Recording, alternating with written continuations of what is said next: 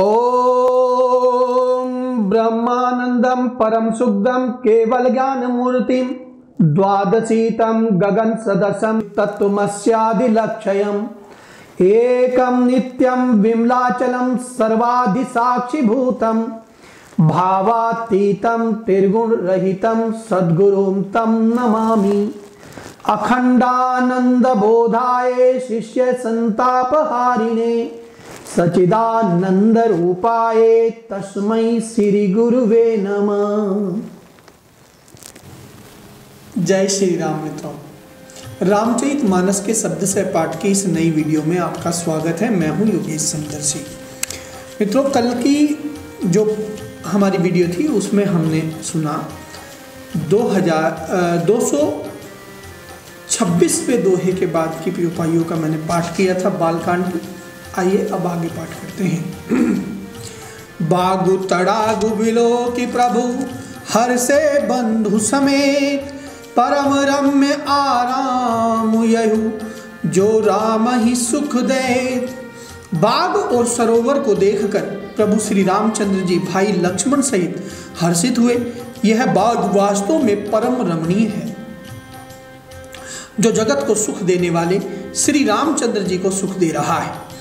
चहुदिस चिताई पूछी मालिगन लगे लेन दल फूल मुदित मन।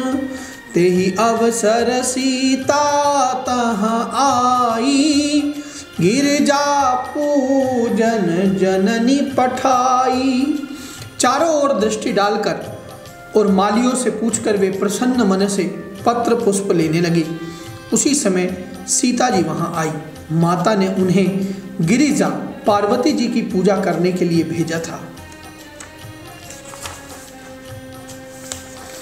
संग सखी सब सुभग सयानी गावहि गीत मनोहर बानी। सर समीप गिरजा गृह सोहा बरनी न जाई देखी मनु मोहा। साथ में सब सुंदरी और सयानी सखियां हैं जो मनोहर वाणी से गीत गा रही हैं। सरोवर के पास गिरिजा जी का मंदिर सुशोभित है, जिसका वर्णन नहीं किया जा सकता। देखकर मन मोहित हो जाता है। मंजनु करी सर सखिन समेता गई मुदित मन गोरी निकेता। पूजा कीन अधिक अनुरागा निज अनुरूप सुभग बरु मांगा। सखियों सहित सरोवर में स्नान करके सीता जी प्रसन्न मन से गिरिजा जी के मंदिर में गईं। उन्होंने बड़े प्रेम से पूजा की और अपने योग्य सुंदर वर मांगा। एक सखी सिय संग बिहाई कई रही देखन फुलवाई। तेहि दो बंधु बिलो के जाई प्रेम विबस सीता पहियाई। एक सखी सीता जी का साथ छोड़कर फुलवाड़ी देखने चली गई थी। उसने जाकर दोनों भाइयों को देखा और प्रेम में विवल होकर वह सीता जी के पास आई। तासु दशा देखी सखिन पुलक गात जलुनैन। कहु कारणु निज हरस कर पूछहि सब मृदुबैन। सियावर राम जय जय राम।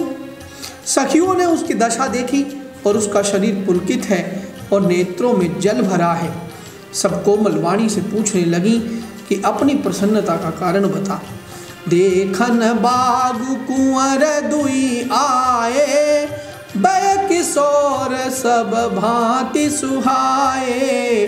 श्याम गोर किमि कहो बखानी गिरा अनयन नयन बिनु बानी। उसने कहा, दो राजकुमार बाग देखने आए हैं, किशोर अवस्था के हैं और सब प्रकार से सुंदर हैं। वे सांवले और गोरे रंग के हैं। उनके सौंदर्य में को मैं कैसे बखान कर कहूँ। वाणी बिना नेत्र की है और नेत्रों की वाणी नहीं। सुनि हरसी सब सखी सयानी सियहि अति उत्कंठा जानी। एक कहि नृपसुत तई आली, सुने जे मुनि संग आए काली। यह सुनकर और सीता जी के हृदय में बड़ी उत्कंठा जानकर सब सयानी सखियां प्रसन्न हुई। तब एक सखी कहने लगी, हे सखी, ये वही राजकुमार हैं जो सुना है कि कल विश्वामित्र मुनि के साथ आए हैं। जिन निज रूप मोहनी डारी, कीने स्वबस नगर नर नारी। बरनत छवि जहाँ तहाँ सब लागू, अवश्य देखियहि देखन जागू। और जिन्होंने अपने रूप की मोहिनी डालकर नगर के स्त्री पुरुषों को अपने वश में कर लिया है, जहाँ तहाँ सब लोग उन्हीं की छवि का वर्णन कर रहे हैं, अवश्य चलकर उन्हें देखना चाहिए, वे देखने ही योग्य है। आशु बचन अतिशयहि सोहाने, दरस लागी लोचन अकुलाने। चली आग्र करी प्रिय सखी सोई, प्रीति पुरातन लखई न कोई।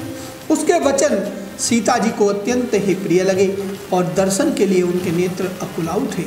उसी प्यारी सखी को आगे करके सीता जी चली, पुरानी प्रीति को कोई लख नहीं पाता। सुमेरी सी नारद वचन, उपजी प्रीति पुनीत। चकित बिलोकति सकल दिशि, जनु शिशु मृगी सभी। नारद जी के वचनों का स्मरण करके सीता जी के मन में पवित्र प्रीति उत्पन्न हुई। वे चकित होकर सब ओर इस तरह देख रही हैं मानो डरी हुई मृग छोनी इधर उधर देख रही हो।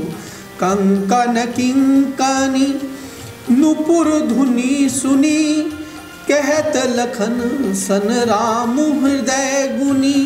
मानहु मदन दुंदुभि दीनी, मनसा विश्व विजय कहे कीन्ही।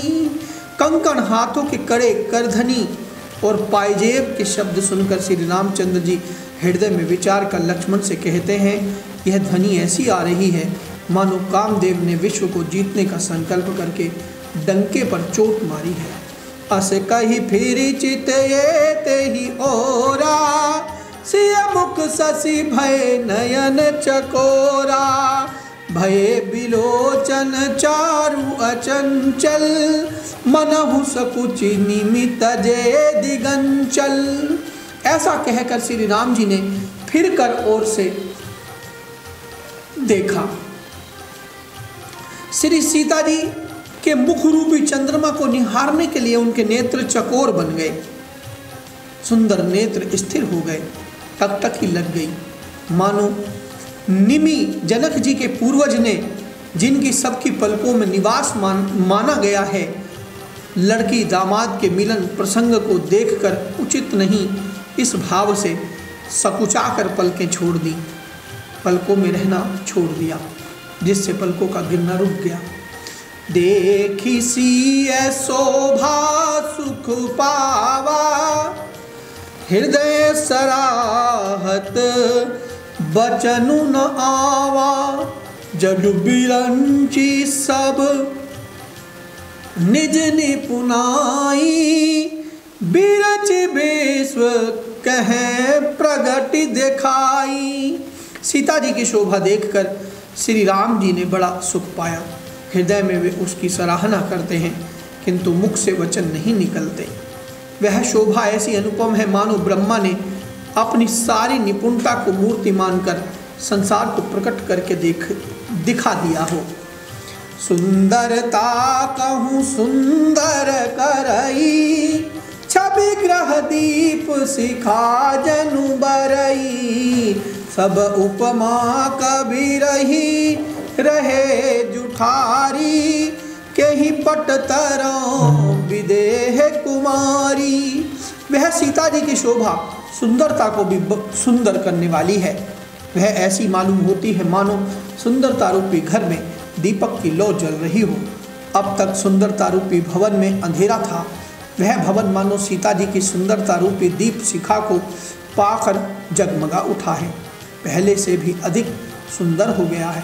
सारी उपमाओं को तो कवियों ने जूठा कर रखा है। मैं जनक नंदिनी श्री सीता जी की किससे उपमा दूँ।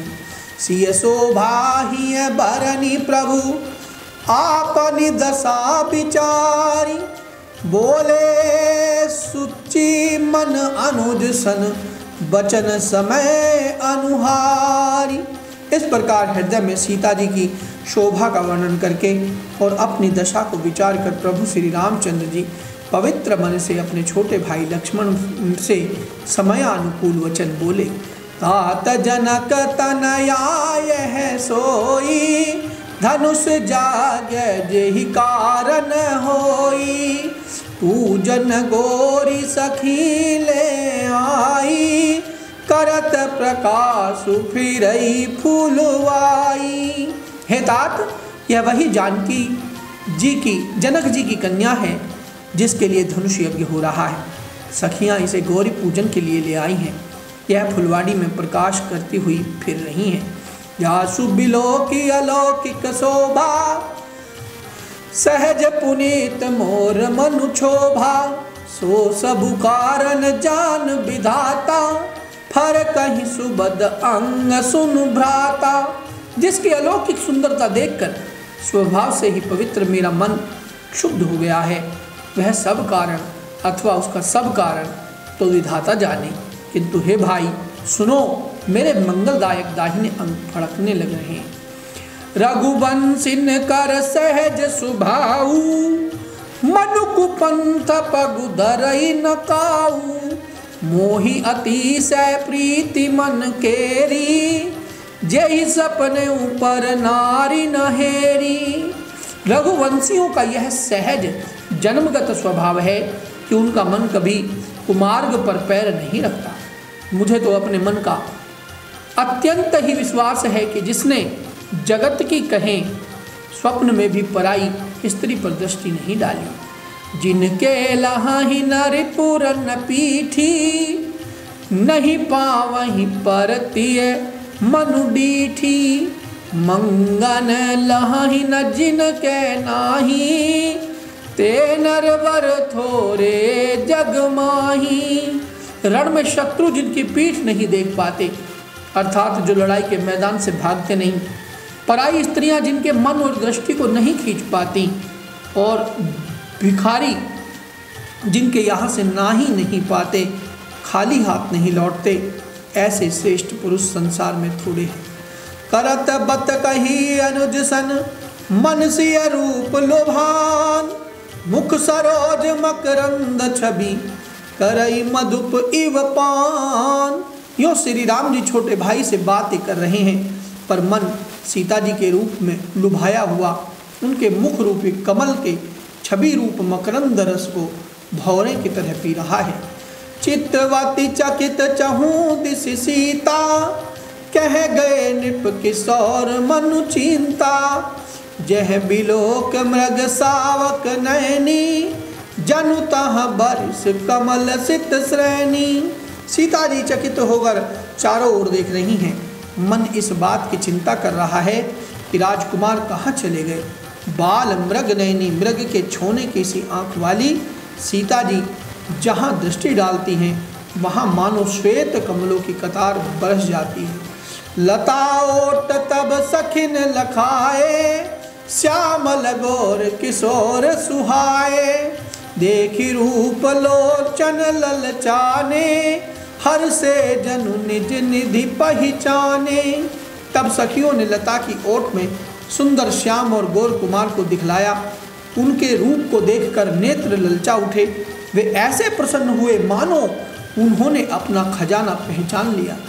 थके नयन रघुपति छवि देखे, पलकन हूँ परिहरि निमेषे, दिग स्नेह देह भय मोरी, शरद शशि जनुचित वो चकोरी।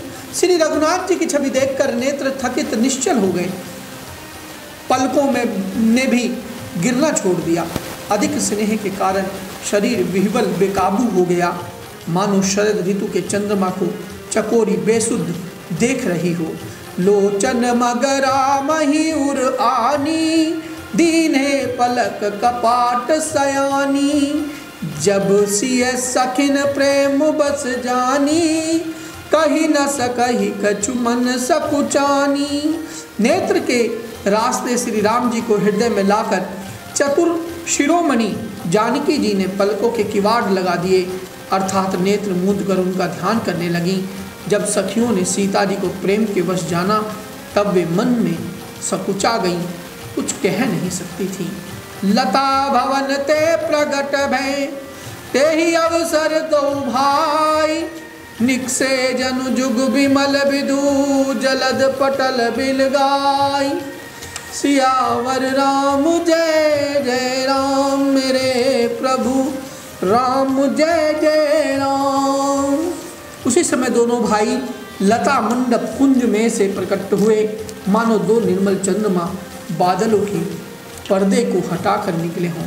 शोभासी वसुभग दो बीरा, नील पीत जल जाभ शरीरा। मोर पंख सिर सो हतनी के, गुच्छ बीच बीच कुसुम कली के। दोनों सुंदर भाई शोभा की सीमा है। उनके शरीर की आभा नीले और पीले कमल की सी है। सिर पर सुंदर मोर पंख सुशोभित हैं। उनके बीच बीच में फूलों की कलियों के गुच्छे लगे हैं। भाल तिलक श्रम बिंदु सुहाए, श्रम सुभग भूषण छवि छाए। विकट भ्रकुटि कच घूघरवारे, नव सरोज लोचन रतनारे। माथे पर तिलक और पसीने की बूंदें शोभायमान हैं। कानों में सुंदर भूषणों की छवि छाई है। टेढ़ी भौएं और घुंघराले बाल हैं। नए लाल कमल के समान रत्नारे लाल नेत्र हैं। चारु चिबुक नासिका कपोला, हास विलास लेत मनुमोला।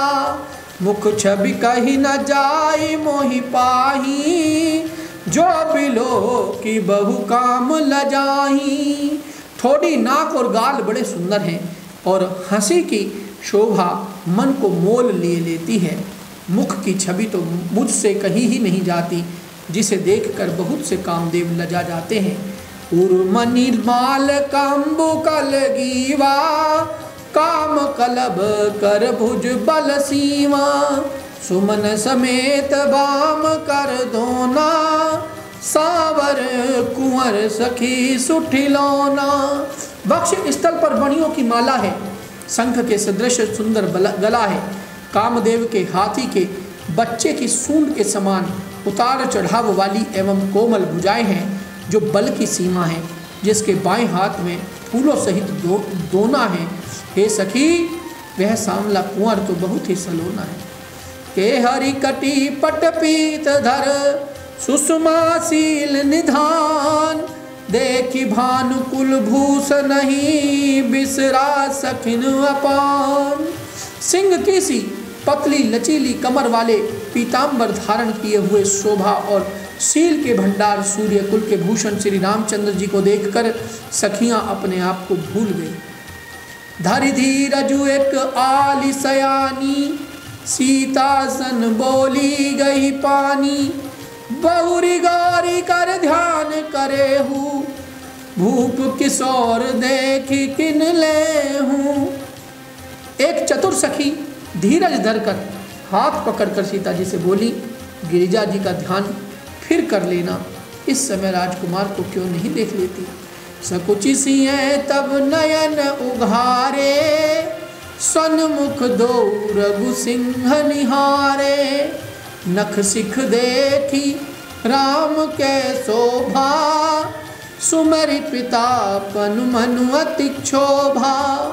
तब सीता जी ने सकुचा कर नेत्र खोले और रघुकुल के दोनों सिंहों को अपने सामने खड़े देखा। नख से शिख तक श्री राम जी की शोभा देखकर और फिर पिता का प्रण याद करके उनका मन बहुत क्षुब्ध हो गया। पर बस सखिन लखी जब सीता, भयउ गहरू सब कहीं सभीता। पुनि आउब एहि बेर अस कही मन बिहसी एक आली। जब सखियों ने सीता जी को परवश प्रेम के वश देखा तब सब भयभीत होकर कहने लगी, बड़ी देर हो गई, अब चलना चाहिए, कल इसी समय फिर आएंगी। ऐसा कहकर एक सखी मन में हंसी। गूढ़ गिरा सुनि सिय सकुचानी, भयउ बिलम्ब मातु भय मानी। धरी बड़ी धीर राम उर आने, फिर अपन पौ पितु बस जाने। सखी की यह रहस्यमयी वाणी सुनकर सीता जी सकुचा गई। देर हो गई जानकर उन्हें माता का भय लगा। बहुत धीरज धरकर वे श्री रामचंद्र जी को हृदय में ले आईं और उनका ध्यान करती हुई अपने को पिता के अधीन जानकर लौट चले। मित्रों, इसी चौपाई के पाठ के साथ यानी 233वें दोहे के बाद की चौपाइयों के पाठ के बाद मैं आज की इस वीडियो को यहीं पर विश्राम देता हूँ। कल यहाँ से आगे की वीडियो को लेकर पुनः उपस्थित होऊंगा। तब तक के लिए जय श्री राम।